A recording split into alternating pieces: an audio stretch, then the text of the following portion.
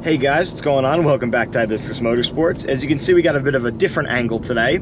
If you didn't watch my last video, I got a new car, new to me. This is a very old car, it's almost 25 years old. But this is my new to me Volvo V70R. So 2.3 liter inline 5, turbocharged, all-wheel drive. It is a wagon. But I got this to be my new daily driver to replace my Jeep Cherokee XJ. So in my last video, the car was not registered yet, so I couldn't take it out for a drive. So I apologize for that again. But as you can see, we're currently driving, as I got it registered a couple days ago. So I've been driving this car non-stop. But I figured what better way to welcome the Volvo to Hibiscus Motorsports than to make a full video dedicated to it. So we're going to be doing some more different angles of driving the car, and then stick around to the end of the video where I'll give my initial opinions on the car, if I think this would make a good daily driver for somebody, you know, what I think it does well, what I think it needs improvement on, and then, you know, things of after driving the car now for about, I'd say 3-4 days, things that I'm going to personally be changing in the car to suit my driving style. But I mean, whether you're just cruising in this car like I am right now, or if you're pushing it hard, this thing feels incredible to drive. So without further ado, let's get into more of the driving clips and stick around for the review at the end of the video.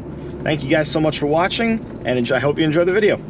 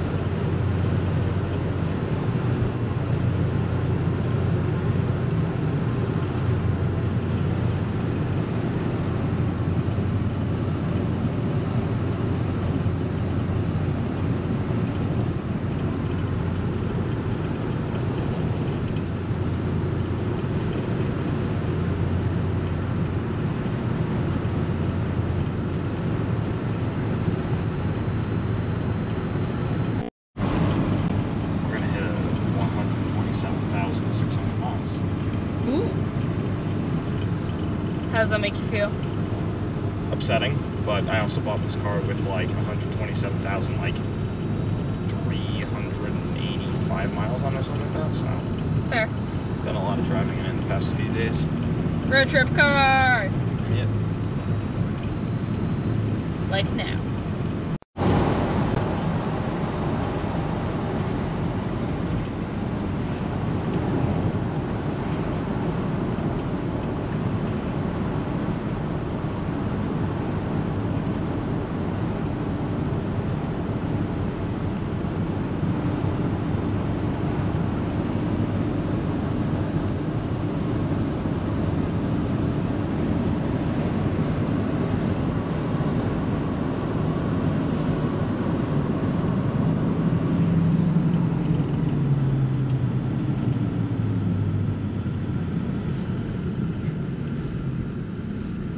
Good braking distance.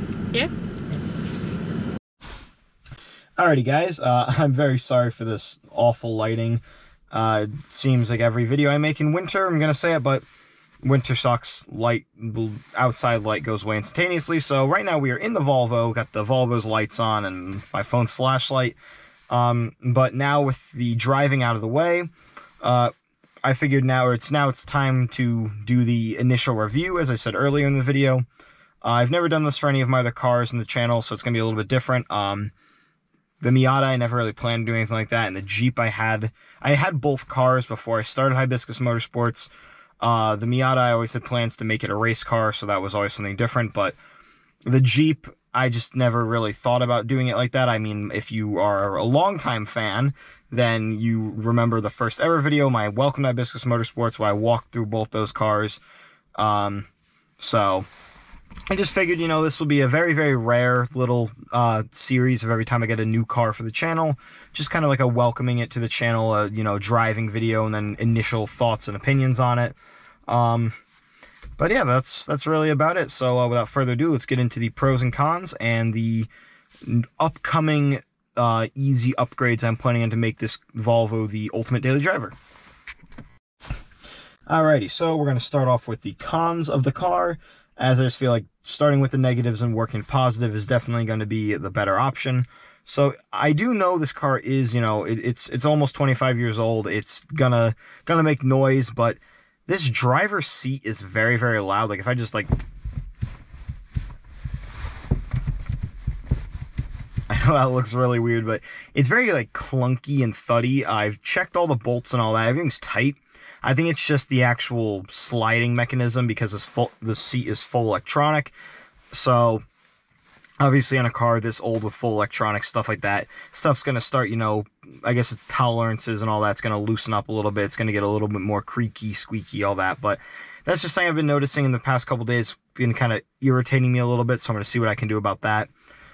Spinning the camera around, let's move the flashlight, is this radio is not very cool, or not good, I should say. The previous owner did tell me the speakers in this car are starting to go. If you raise the volume really loud, they start to kind of crackle a little bit, but it's pretty loud from the start doing that, so I don't have any plans to change that yet. But Volvo in this time used a OEM double DIN style radio. If you don't know what that is, it's just usually a radio this size is a double DIN, when a radio half the size is single DIN. It has to do with the amount of plugs and all that and what the radio does. I'm not 100% sure on it, but I just know this is a double DIN radio. I'm sure it was really, really good for the time, but now with, again, this car being almost 25 years old, I'm definitely planning on replacing this with a aftermarket double DIN full touchscreen radio with like Apple CarPlay, Android Auto, GPS, all that stuff. Just to kind of make this a more of a modernized car. I do have like one of the radio channel adapters to Bluetooth my car, but this makes it very staticky. I've noticed that when I'm just playing music just normally on the radio, it's okay, but using this little adapter, it gets very staticky. So I do have plans in the near future to change out this radio.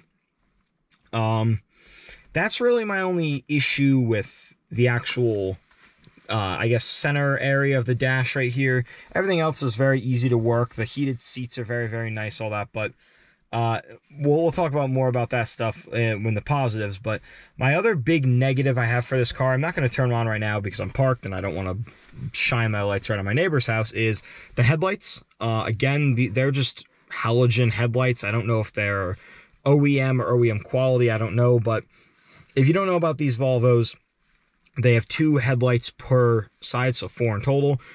They have one on, or 2, one on each side for low beams, and then another one on each side for high beams. I've been, I guess, kind of spoiled a little bit. I put LEDs on the Miata, and when I bought the Jeep, it came with LEDs just from the previous owner. So I just really enjoy LED headlights. I know those are a little bit, oh God, this flashlight. I know LED headlights are a little bit controversial. Some people love them, some people hate them. I personally like them, but I definitely don't like the headlights that are like, you drive by and you're blinding the person who's coming towards you. I hate when people have those headlights, like the trucks with the, 18 different light bars, all that. Obviously, the other person needs to be able to see, so I'm actually going to be ordering new LED headlights for this car very, very soon. They're not crazy bright. They're definitely going to be brighter because this car's headlights, I feel like they're more of a suggestion rather than a normal headlight. Like, the high beams feel like, in my opinion, what the low beams should be.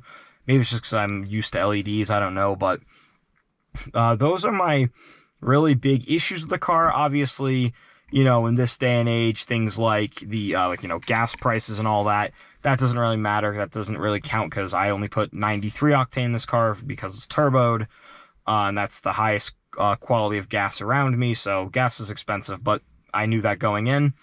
But that's really all I have for cons, so now we're going to get into some of the positives. I'm not going to list all of them because I'm sure I'm going to have a ton of them, but starting off, this car has more features than any car I've ever owned before, so that's a huge positive. I love the heated seats. Its AC actually works, as the Jeep's AC doesn't really work all that well. I knew that when I bought the car. Didn't think it was going to be a big deal, but having a car that's AC works is really nice, as I'm going to be pulling the AC out of the Miata, so I won't have anything that actually functions, but now I do.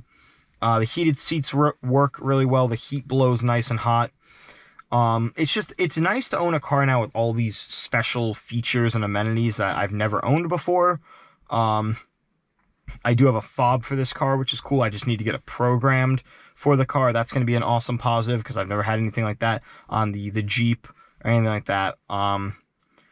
It's just a nice car. I mean, like, you really can't see behind me, but just, fitting people back there. Everybody who sat in the back seat so far in this car say how comfortable it is. Feels just like you're sitting on a couch. So I mean, I have pretty much an endless list of positives. This thing feels really nice to drive. It's super comfortable. I've got a ton of cargo space in the back. Like I said, I went on about technically 2 stops, an hour to each stop, a little road trip today. There's some clips, some highway driving clips from that in the video. Just on the highway too. This thing is super comfortable. Even this car tells me my active, MPGs. I was getting about 35 miles per gallon, which is insane for a car this old and, a turboed inline 5. I was never going to expect that, as, anytime I looked it up, it was like, there was guesstimations of like 16 mpg city and like 26 on the highway, but I was getting like 35 when I was just cruising. So this car is awesome. That's, really about it. My initial opinion for anybody who might be watching this, if you're interested in buying one of these old Volvos, I definitely say do it. I will say, though, be careful, as the fact that I've looked up on Volvo forums that if you buy one of these and it's not very well taken care of, they can kind of be money pits. Mine had a ton of money put into it from the previous owner, so that's why I bought mine. And if you take care of them, they'll live forever, is what I've been told. So my initial review of, owning this car for about a week now, which is not long at all, but I'll do update videos on it as time goes on, is I really enjoy this. And this is probably my favorite daily driver I've ever owned, and I've owned 3 different cars so far in 3 different classifications of car. I've owned a subcompact sedan. I've owned, I guess you can call you can call the Jeep either like a truck or an SUV or crossover, whatever you want to call it. It is on a truck frame. It's just obviously doesn't have a bed or anything like that, so I would call it either a really crossover, a sub or a compact SUV, or which is kind of a crossover, or a truck. and now I've owned a station wagon. I love wagons. This thing is awesome. I love, you know, it drives like a sedan, but has the cargo space of an SUV. It's awesome. So my initial review is this thing is awesome. If anybody, like I said, is looking at buying one of these old Volvos, as long as you know its history and it was taken care of, I 100% say do it. These things are awesome. Super reliable cars. But yeah, so this kind of, you know, a bit of a more fun style video, nothing serious. I'm sorry that, you know, I haven't done anything about working on the Miata yet. It's just, I've had some stuff going on. I haven't really had time for it yet. So again, I'm very sorry about that. I will definitely try my best to get the tent set up and make a video on that and all that, but it's just, life's been a little crazy right now, so I've, you know, had a lot of stuff going on, especially now with the holidays coming up. So we'll try to get to that ASAP. But thank you for everybody who's been sticking with me. You know, I've been noticing the average views per video from about a month to 2 months ago to now has gone up about like 15-20 views a video, which is awesome, guys. So thank you so much. It really means a ton to me. It's just, every time I look at that, I'm just kind of blown away. The fact that I never expected to, you know, for people to actually enjoy watching this stuff. So thank you so much, guys. It really means a ton to me. That being said, if you enjoyed the video, don't forget to leave a like, leave a comment down below. I've got a question for everybody. Do you guys enjoy wagons? I know they're really not for everybody. As far as wagons, I also mean car wagons, not, you know, pull behind you wagons for a kid or anything like that, as I'm sure someone will make a joke in the comments for that. But, yeah, let me know down below. Do you guys like wagons? I personally think companies should bring these things back. I know minivans replaced them in like the 60s and 70s, and then minivans got replaced by SUVs and crossovers and all that. But Volvo kept wagons going for a long time, and I think they even make a new wagon. So I really enjoy wagons. I think it's awesome having a sedan that drives like a sedan but has a SUV's cargo space.